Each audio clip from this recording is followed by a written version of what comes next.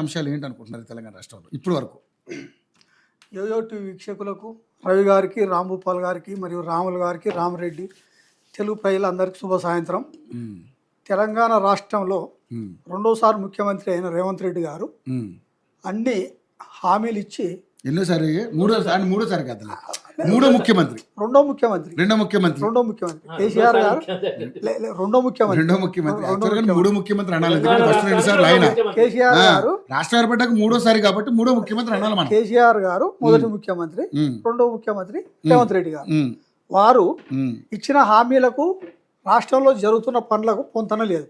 కాబట్టి ఎక్కడ తెలంగాణ రాష్ట్రంలో 33 జిల్లాలలో నువ్వు ఏ గ్రామానికి పోయినా, ఏ పట్టణానికి పోయినా, ఏ టౌన్కి పోయినా, ఎక్కడికి పోయినా నువ్వు ఎవరిని అడిగి చూసినా కానీ అనవసరంగా మేము రేవంత్ రెడ్డి గారిని గెలిపించినాం. అంటే కేసీఆర్ ఫ్యామిలీ మీద రేవంత్ రెడ్డి గారిని అనవసరంగా గెలిపించామంటే ఆయన ఏం చేయలేదా? పుల్ల తీసి పెట్టలేదా? తట్టడి మట్టి వేయలేదా? ఏమి ఇక్కడ చేసిండు. హైడ్రా అని పేదల ఇల్లు ఊల్చిండు. ఇటువంటి చాలా చేసిండు. అంటే మీకు రైతులకు ఇచ్చినటువంటి రుణమాఫీ మీకు గుర్తురాదు. అదేవిధంగా ఇప్పుడు 200 యూనిట్ల కరెంట్ ఇస్తున్నది కూడా మీకు గుర్తురాదు. సన్న బియ్యం ఇస్తున్నది కూడా మీకు గుర్తురాదు. మీకు ఇలాంటి మంచి కార్యక్రమాలు కొన్ని జరుగుతున్నది, వాటి గురించి కూడా చెప్పండి సార్. ఇప్పుడు కేసీఆర్ గారు ఉన్నప్పుడు 24 గంటల కరెంట్ ఇచ్చారు అంటే మేము కూడా అందరూ కూడా చెప్పుకుంటారు. ఎందుకు? ఇప్పుడు కరెంట్ విషయంలో ఎంత ఇబ్బంది పడతాం మాకు తెలుస్తుంది కాబట్టి. సో మీరు కూడా మంచి కార్యక్రమాలు, రేవంత్ రెడ్డి గారు చేసిన మంచి కార్యక్రమాలు కూడా చెప్పండి. చేయలేని వాటి మీద విమర్శలు చేయండి. మంచి కార్యక్రమాలు అంటే రేవంత్ రెడ్డి అనే అతను చేస్తే మనం చెప్పొచ్చు. అంటే ఇప్పుడు అంటే 200 యూనిట్లు ఇవ్వట్లేదు. 200 యూనిట్లు ఇస్తుండు. ఎంతమందికి ఇస్తుండు? అర్హులు ఎంతమంది, నువ్వు ఎంతమందికి ఇస్తున్నావు? మీరు ఎంతమందికి ఇస్తున్నారు అనుకుంటున్నారు? ఎవరు? మీరు. దాదాపు 10% ఇస్తుండు. అంతే. అంటే రేషన్ కార్డు కనీసం ఒక 50% కూడా ఇవ్వట్లేదు. లేదు. ప్రతి రేషన్ కార్డు ఉన్న వాళ్ళకు 200 యూనిట్లు ఇవ్వాలి నువ్వు చెప్పిన లెక్క ప్రకారం. కానీ అందులో 10% మందికే నువ్వు ఇస్తున్నావు. ఇంతకుముందు కేసీఆర్ గారు ఉన్నప్పుడు ఏ పథకం వచ్చినా గానీ అందరికీ పేదలకు ఆన్లైన్ పేమెంట్ జరిగేది. ఏ విషయం? ఇప్పుడు దళిత బంధు అనుకో, లేకుంటే రైతు బీమా అనుకో, రైతు బంధు అనుకో, కళ్యాణ లక్ష్మి అనుకో, ఇట్లా ఏది జరిగినా గానీ పార్టీతో సంబంధం లేదు. ఇంతకుముందు ఎట్లుండే అంటే తెలంగాణ రాకముందుకు పార్టీలకు అనుగుణంగా ఉన్న వాళ్ళకు ఇచ్చేది. ఏదో ఇల్లు కట్టాలన్నా మళ్ళీ సేమ్ నేను కాంగ్రెస్ పాలన తెస్తాను రేవంత్ రెడ్డి అదే చేస్తుంది. ఇప్పుడు ఈ రోజు ఏం జరుగుతుంది అంటే ఇప్పుడు ఇందిరా మిండ్లు ఇస్తున్నారు. ఇచ్చినప్పుడు ఏడాసారి ఊరికో 10 అని ఇచ్చినప్పుడు కూడా కాంగ్రెస్ అయితే ఇస్తుండు. ఉన్నోడా లేనోడు చూస్తలేడు. చూసినా కదా మనం. ఫారెన్లో ఆ కొడుకు ఫారెన్లో ఉంటాడు, ఆమెకి ఇల్లు శాంక్షన్ అయింది. గతంలో మీ ప్రభుత్వంలో కూడా నాయకులకి బీఆర్ఎస్ అనుకూలంగా ఉన్న వాళ్ళకే ఈ డబుల్ బెడ్రూమ్ ఇల్లు కానీ దళిత బంధు కానీ వచ్చిందనేది ప్రపంచం మొత్తం తెలుసు. లేదు, కేసీఆర్ గారు ఇంతకుముందు నా పరిపాలనకి ఇదే తేడా. ఇంతకుముందు కాంగ్రెస్ గాని టీడీపీ గాని ఉన్నప్పుడు ఏం జరిగింది? కార్యకర్తలకు ఇచ్చుకుర్రు. కానీ ఇక్కడ పేదలను గుర్తించినప్పుడు నీకు ఆన్లైన్ పేమెంట్ ఎవరైనా అంటే కేసీఆర్ గారు ఆ విధంగా పరిపాలన చేసిండు. కానీ ఈరోజు ఏం జరుగుతుంది? నువ్వు ఇచ్చిన హామీ ఏ ఒక్కటి కూడా నెరవేర్చలేదు. కాబట్టి ప్రజలు ఏం కోరుకుంటారు? తెలంగాణ రాష్ట్రంలో కేసీఆర్ గారు ఉన్నప్పుడే డెవలప్ జరిగింది. ఆయన నీళ్లు లేనప్పుడు నీళ్లు తెచ్చిండు, కరెంట్ లేనప్పుడు కరెంట్ తెచ్చిండు, కొన్ని ఉద్యోగాలు ఇచ్చిండు, ఇట్లా చేసిండు అనేది ఉన్నది. కానీ ఈ రోజు 2 లక్షల ఉద్యోగాలు ఇస్తామని చెప్పి కనీసం 11,000 ఉద్యోగాల నోటిఫికేషన్లు ఇచ్చారు కాంగ్రెస్.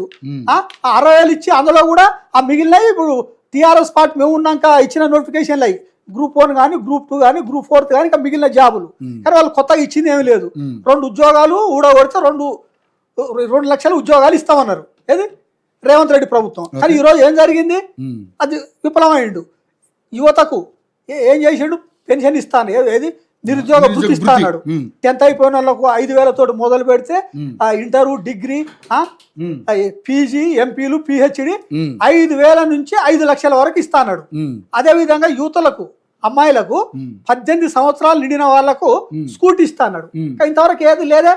అదే కేసీఆర్ గారు తెలంగాణ రాష్ట్రం వచ్చిన తర్వాత 2014లో అధికారంలోకి వచ్చినాక 200 పెన్షన్ 1000 రూపాయలు చేసిండు. అంటే జూన్ 2 అధికారంలో ముఖ్యమంత్రి అయినాక వారు జస్ట్ అక్టోబర్ నుంచే వాళ్ళు 1000 రూపాయలు ఇచ్చిండు. తర్వాత దాన్ని 2,000 పెంచిండు. అంటే జూను, అక్టోబర్ అంటే జూలై, ఆగస్ట్, సెప్టెంబర్ 4 నెలలు. అంటే 4వ నెలలనే ఆయన వచ్చి 200ను 1000 రూపాయలు చేసిండు. మళ్ళీ తర్వాత 1 yearకు దాన్ని 2,000 చేసిండు. కానీ ఈరోజు ఈ ప్రభుత్వం ఏది ముసలోళ్ళ పెన్షన్ 4,000 అన్నాడు, మహిళలకు 2,500 అన్నాడు. ఇటువంటి హామీలను పెంచుకుంటూ పోయిండు. దళితులకు 10 లక్షలు ఇస్తుడు కేసీఆర్, నేను 15 లక్షలు ఇస్తా, 12 లక్షలు ఇస్తాను, ఇంతవరకు రూపాయి ఇవ్వలేదు. అంటే మేము చెప్పేది ఏంటంటే నువ్వు ఉన్న పథకాలు నువ్వు కొత్త ఇసుడు పక్క పెట్టు, ఉన్న కొనసాగించలేదు.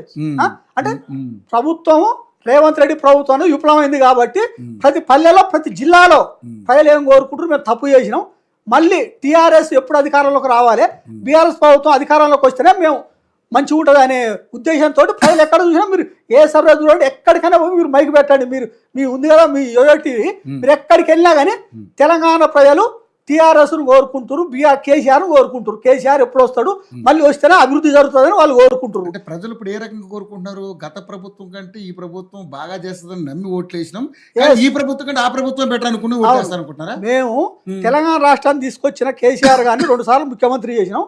సరే తెలంగాణ ఇచ్చింది కాంగ్రెస్ పార్టీ, రేవంత్ రెడ్డి కాంగ్రెస్ నాయకులు, అంటే టీఆర్ఎస్ ప్రభుత్వం అవినీతి చేసిందని 1కి 10 సార్లు చెప్పి జనాలను నమ్మించినప్పుడు సరే అయి ఉండొచ్చు, సరే వీళ్ళు తెలంగాణ ఇచ్చిరు కదా ఓసారి నమ్మి చూద్దాం అనుకోరు.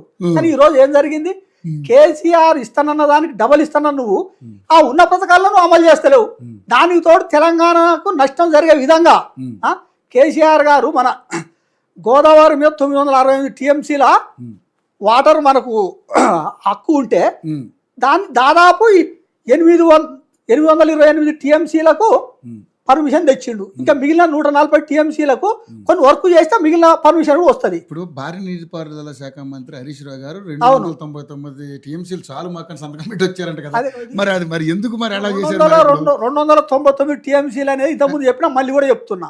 1956లో ఆంధ్రప్రదేశ్ ఏర్పడ్డాక 1976 నుంచి తెలంగాణకు 299 టీఎంసీలు, ఆంధ్రప్రదేశ్కు ఆంధ్రాకు 512 టీఎంసీలు అనేది 1976 నుంచి ప్రతి సంవత్సరం అది కంటిన్యూ అవుకుంటూ వస్తుంది. ఇప్పుడు మన రాష్ట్రం ఏరైన తర్వాత మరి మనం కోరుకోవాలి కదా. అయితే మన గోదావరి కానీ కృష్ణా కానీ పారుగంత ఎంత ఉన్నో దాన్ని బట్టి నీటి వాటాలు రావాలి మనకు.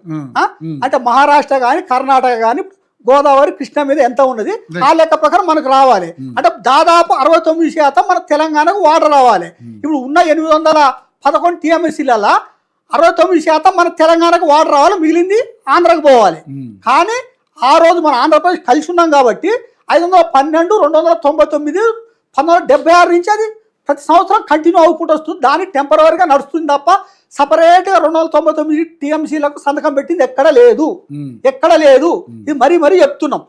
ప్లస్ తెలంగాణ రాష్ట్రం వచ్చిన తర్వాత కేసీఆర్ గారు కృష్ణానది మీద ఎన్ని ప్రాజెక్టులు కట్టిర్రు, ఎంత వాటర్ అలొకేషన్ ఉంది, దానికి అనుగుణంగా పనిచేసినప్పుడు ఇప్పుడు వచ్చిన ముఖ్యమంత్రి గారు దానికి కొంత ఎంత వర్క్ అయితే అయిందో దానికి అనుగుణంగా దాన్ని కంటిన్యూ వర్క్ చేస్తే మనకు రావాల్సిన వాటర్ ప్రాబ్లం లేకుండా ఉంటుంది. కానీ అట్లా కాకుండా ఏం చేస్తుడు, ఓన్లీ చంద్రబాబు చెప్పిన విధంగానే రేవంత్ రెడ్డి పరిపాలన చేస్తుంది. వాటర్ విషయంలో నీళ్లు పోయేటట్టే చేస్తుడు. ఇప్పుడు సమ్మక్క సారక్క ఉన్నది, మనకు ఆ నుంచి 47 టీఎంసీలు రావాలి. కానీ ఈరోజు బనకశర్లకు తీసుకురావాల్సిన వాటర్ను డైరెక్ట్ కావేరి తీసుకుపోయి వాళ్ళు తీసుకుపోదాం అనుకుంటున్నారు. అంటే బనకశర్లకు 80 టీఎంసీలు వస్తే అందులో 45 టీఎంసీలు మన తెలంగాణకు రావాలి. కానీ వాళ్ళు ఆడికి తీసుకురాకుండా ఏం చేస్తారు, డైరెక్ట్ కావేరి తీసుకుపోయి వాళ్ళు వాడుకుందామని చూస్తున్నారు. కాబట్టి తెలంగాణ రాష్ట్రంలో ఎప్పుడు ఎలక్షన్లు వచ్చినా కానీ బీఆర్ఎస్ పార్టీ మంచి మేయర్ తోటి గెలుస్తుంది. మేము తెలంగాణ రాష్ట్రాన్ని తెచ్చుకోనికి అన్ని పార్టీలతోటి పొత్తు పెట్టుకున్నాం. అంటే ఫర్ ఎగ్జాంపుల్ 2004లో కాంగ్రెస్ తోటి పొత్తు పెట్టుకున్నాం, తర్వాత 2009లో టీడీపీ తోటి పొత్తు పెట్టుకున్నాం, తర్వాత 32 పార్టీలతోటి అన్ని 32 పార్టీలతోటి తెలంగాణకు అనుకూలంగా కేసీఆర్ గారు లేఖలు తీసుకొచ్చి వాళ్ళకి సమర్పించి తెలంగాణ రాష్ట్రాన్ని సాధించటంలో అందరి సాయం తీసుకున్నాడు. సాయం తీసుకొని తెలంగాణ రాష్ట్రాన్ని సాధించాడు. కానీ తెలంగాణ రాష్ట్రం వచ్చిన తర్వాత ఏ ఒక్క పార్టీతో కూడా ఎప్పుడు పొత్తు పెట్టుకోలేము. కాబట్టి మళ్ళీ కూడా నెక్స్ట్ మేము ఎప్పుడు పెట్టుకోలేదు. కాంగ్రెస్ తోటి పెట్టుకుంది తెలంగాణ రాక ముందుకే, టీడీపీ తోటి పొత్తు పెట్టుకుంది తెలంగాణ రాక ముందుకే. తెలంగాణ తేనీకి ఏమంటారు బొత్తు పురుగును కూడా ముద్దాడినాం అన్నాడు కేసీఆర్ గారు. అదేవిధంగా తెలంగాణ రాష్ట్ర సాధన కొరకు ఆయన ఎక్కని మెట్టు లేదు, మొక్కని గడపలేదు. అంటే ఆ విధంగా ఎవరు కాళ్ళైనా మొక్కిడు, ఏమైనా చేసిండు అని ఇబ్బందులు పడి ఎంతమంది అవమానించినా కానీ ఈ తెలుగు రాష్ట్రంలో 1,00,000 మంది తప్ప మీలోనంతా కేసీఆర్ ఏదో ఒక విధంగా తిట్టినోళ్ళే. అయినా కానీ ఆయన 14 సంవత్సరాలు పోరాటం చేసి తెలంగాణ రాష్ట్రాన్ని సాధించడం అందరు పొత్తు తీసుకుంటూ, అందరు సహకారం తీసుకుంటూ అందరిని అప్రిషియేట్ చేయాలి తప్పదు. అంటే కేసీఆర్ తిట్టలేదా? ఎవరు కేసీఆర్ ఎవరు తిట్టిండు? తెలంగాణ రాష్ట్రం అవసరం లేదన్న వాళ్ళని తిట్టిండు. ఆంధ్రలో ఉన్న వాళ్ళంతా అవును రాక్షసులే అన్నాడు. ఎప్పుడు అన్నాడు? రాక్షసులు అంటే అది కూడా అన్నాడు, రాక్షసులు అన్నట్టే కదా. అది కూడా ఎప్పుడు తెలంగాణ రాష్ట్రాన్ని అడ్డుకున్నట్టు వాళ్ళు అన్నారు. తెలంగాణ ఏదన్నా ఆంధ్రాలో పుట్టిన వాళ్ళందరూ హైదరాబాదు అనేది ఒక తెలుగు రాష్ట్రమే కాదు, మన మహారాష్ట్ర కర్ణాటక కూడా 2 రాష్ట్రాలు కలిసి ఉండే ఆంధ్రప్రదేశ్ ఇలా ఉండే. ఆంధ్రప్రదేశ్ ఏర్పడ్డప్పుడు కర్ణాటక మహారాష్ట్రలో కొన్ని జిల్లాలు వాళ్ళు వెళ్ళిపోయినాయి. అంటే మనది ఏంటంటే నేను చెప్పదలుచుకున్న హైదరాబాద్ లో అన్ని రాష్ట్ర ప్రజలు ఇక్కడ నివసిస్తారు. అంటే ఒక తెలుగని కాదు. అదే విధంగా ఆ కేసీఆర్ గారి ఉద్దేశం ఏంటంటే తెలంగాణ రాష్ట్రంలో బతుకు జరకు వచ్చిన వాళ్ళతో మాకు ఏ ప్రాబ్లం లేదు, తెలంగాణ దోసుకునే వాళ్ళతో మాకు ప్రాబ్లం. అంటే ఆంధ్రప్రదేశ్ ఏర్పడ్డప్పుడు వాళ్ళు పరిపాలించినప్పుడు తెలంగాణను కూడా ఆంధ్రప్రదేశ్లో ఉన్నప్పుడు మరి దాన్ని కూడా డెవలప్ చేయాలి కదా. అట్లాంటి పరిస్థితి లేదు. వాళ్ళు ఇక్కడ దోసుకునేటోళ్ళు శత్రువులు అని చెప్పింది తప్ప తెలంగాణలో ఎవరైనా ఉండొచ్చు, ఏ రాష్ట్రం వాళ్ళే ఉండొచ్చు. ఇక్కడ ఉన్న తెలంగాణ రాష్ట్రం ఉన్న ప్రతి ఒక్క రాష్ట్రంలో ఉన్న ప్రతి ఒక్క పౌరుడు పని చేసుకునే వాళ్ళకు ఏ ఇబ్బంది ఉన్నా కానీ నేను